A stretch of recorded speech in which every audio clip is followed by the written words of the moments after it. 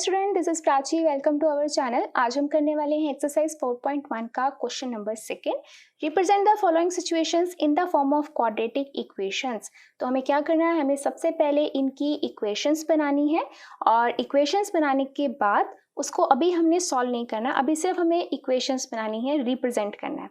कब सॉल्व करना है? जब हम 4.2 एक्सरसाइज कर लेंगे, जब हम फैक्टराइजेशन मेथड कर लेंगे। तो स्टार्ट करते हैं इसकी इक्वेशंस बनाना।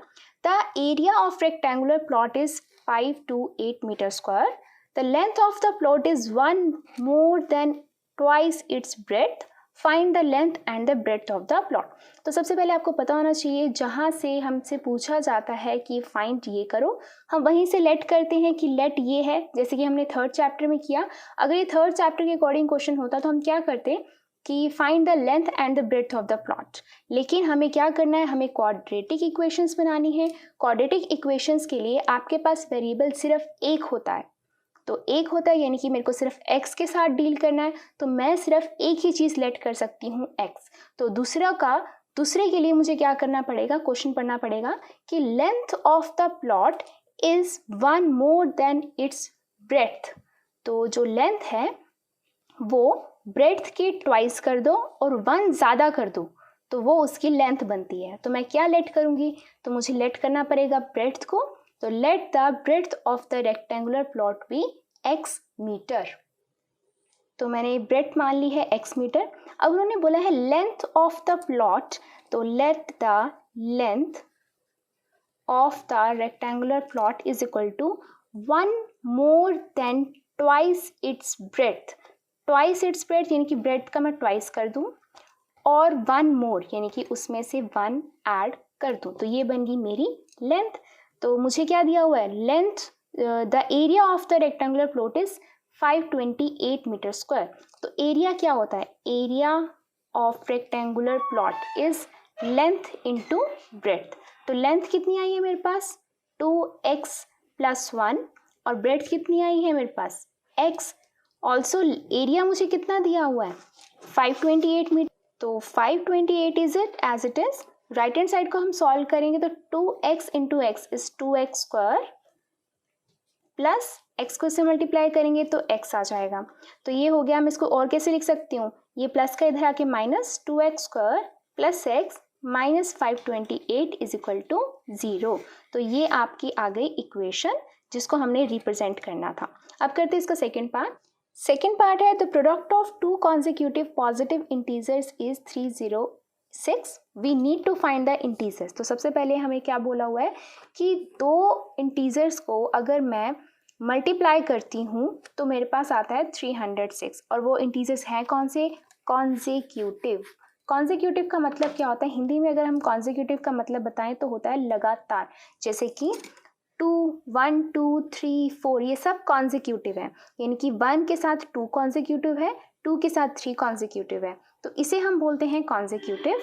तो अगर मैं एक लेट कर लेती हूँ x, जैसे कि let the first integer be x। तो अगर फर्स्ट इंटीजर x है तो लेट द नेक्स्ट इंटीजर क्या बनेगा, नेक्स्ट इंटीजर।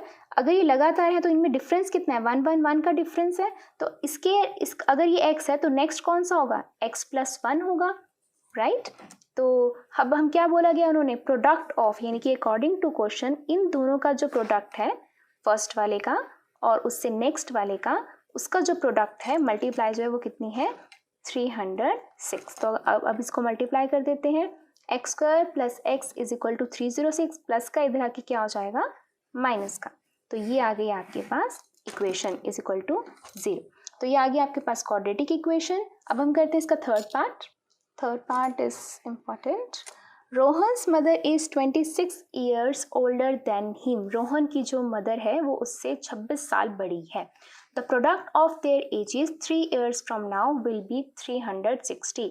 उनकी एजेस का प्रोडक्ट यानी कि मल्टीप्लाई 3 साल के बाद कितना हो जाएगा, 360। We would like to find Rohan's present age. Rohan की प्रेजेंट एज हमें बतानी है। तो जहाँ से हमसे पूछा गया है हमने वही लेट करना है। Let the present age of Rohan be x years. तो अगर रोहन की प्रेजेंट एज x ईयर्स है तो present age of Rohan's mother कितनी होगी, अगर हम क्वेश्चन में से दोबारा से देखें, रोहन की मदर की एज जो है 26 ईयर्स बड़ी है रोहन से। अगर रोहन x ईयर्स का है तो रोहन की मदर उससे x प्लस 26 यानी कि उसकी एज में 26 ऐड कर दे तो ये हो जाएगी रोहन की मदर की एज, यानी कि इतने ईयर्स की उसकी मदर है। Now according to question 3 years from now यानी कि 3 साल के बाद, अगर 3 साल के बाद की बात करें हम तो रोहन की एज कितनी हो जाएगी? 3 ईयर्स फ्रॉम नाउ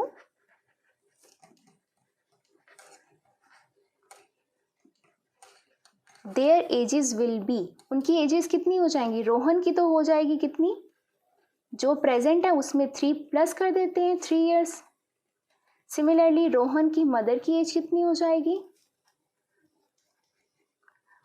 प्रेजेंट में x प्लस 26 है तो 3 साल के बाद उसमें भी 3 ऐड हो जाएंगे तो ये हो जाएगा x प्लस 29 ईयर्स। तो ये हो गई 3 साल के बाद की एज रोहन की और उसकी मदर की। तो 3 साल के बाद जो उनकी एजेस हैं उनका जो प्रोडक्ट है वो है 360। 3 साल के बाद की एजेस ये हैं तो इनका जो प्रोडक्ट है वो कितना है? 360। अब क्या करना है, हमें सिंपल इसको सिंप्लीफाई कर देना है। x को इस पूरे से मल्टीप्लाई, 3 को इस पूरे से मल्टीप्लाई। अब क्या करेंगे, x square as it is 29x plus 3x is 32x, ये प्लस 87 है, ये 360 है, इधर आके माइनस 360, ये एज इट इज।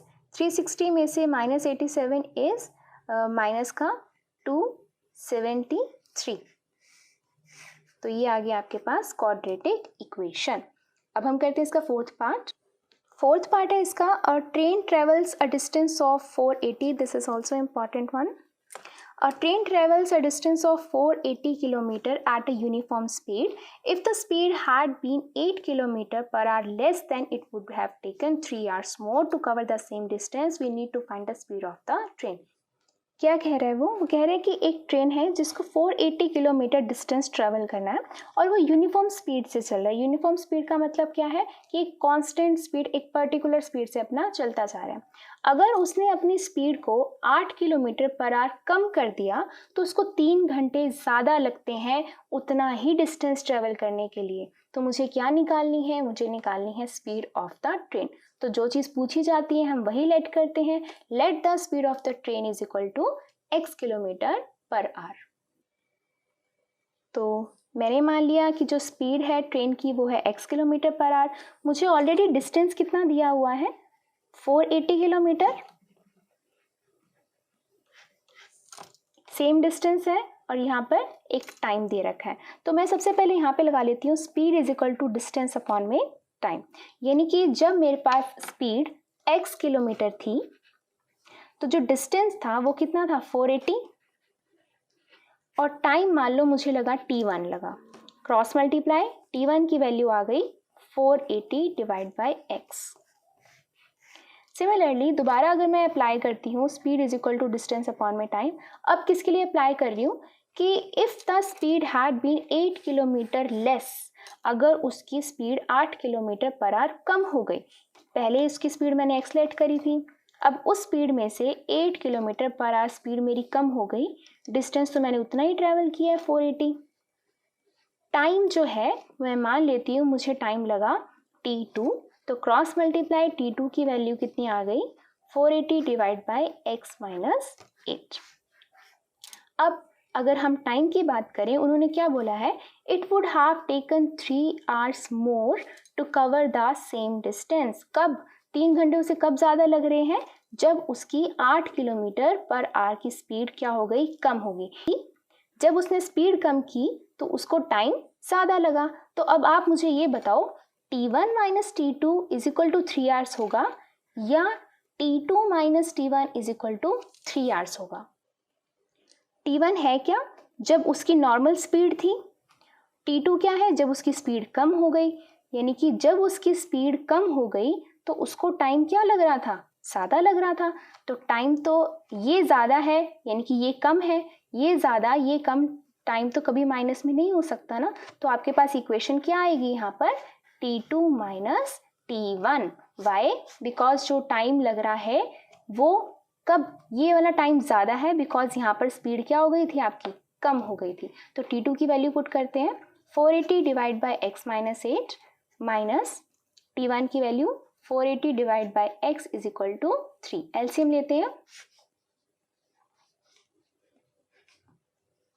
ये से कैंसिल क्या बचा 480x, x कैंसिल क्या बचा 480 into x minus 8, cross multiply कर दिया। यहाँ पे क्या आएगा आपके पास 480x माइनस 480x कैंसिल, क्या बचा आपके पास 3840, अंदर इसको मल्टीप्लाई कर देते हैं, ये हो गया आपके पास 3x माइनस 24 और बाहर क्या है आपके पास अभी x पड़ा हुआ है, तो दोबारा से इसको सॉल्व करते हैं। 3840 x को अंदर मल्टीप्लाई करते हैं, 3x स्क्वायर माइनस 24x। अब मैं इस इक्वेशन को क्या लिख सकती हूँ, इस इक्वेशन को लिख सकती हूँ मैं ऐसे 3x स्क्वायर माइनस 24x, ये प्लस का इधर आके क्या हो जाएगा माइनस 3840 इज इक्वल टू 0। तो ये आ गई आपके पास इक्वेशन। इस इक्वेशन को मैं यहाँ पर क्लियर लिख रही हूँ, ये आपके पास इक्वेशन आई है। अब अगर आप इस इक्वेशन को ध्यान से देखें तो इसमें से 3 कॉमन आ रहा है, अगर मैं 3 कॉमन ले लेती हूँ इसमें क्या बचता है x स्क्वायर माइनस 8x, 3 1 ज़ा 3, 3 2 ज़ा 6, 2 8 0 इज इक्वल टू 0। ये मल्टीप्लाई इधर आके डिवाइड हो जाएगा तो ये 3 कैंसिल, आपके पास बची ये इक्वेशन। अब बच्चों को यहाँ पर एक चीज़ लगती है कि मैम अगर इस इक्वेशन से भी मैं सॉल्व कर सकती हूँ तो मैंने क्यों इसमें से कॉमन लिया। देखो हम इसको भी सॉल्व कर सकते हैं बट हम कॉमन प्रेफर इसीलिए करते हैं सो दैट हमारी जो कैलकुलेशंस हो वो थोड़ी सी सिंपल हो जाए। अगर मैं इसकी कैलकुलेशन करूँगी तो वो बहुत बड़ी कैलकुलेशन आती है बजाय कि इसके, तो हम कॉमन इसीलिए प्रेफर करते हैं ताकि हमारी कैलकुलेशंस थोड़ी सी सिंपल हो जाए। Thank you.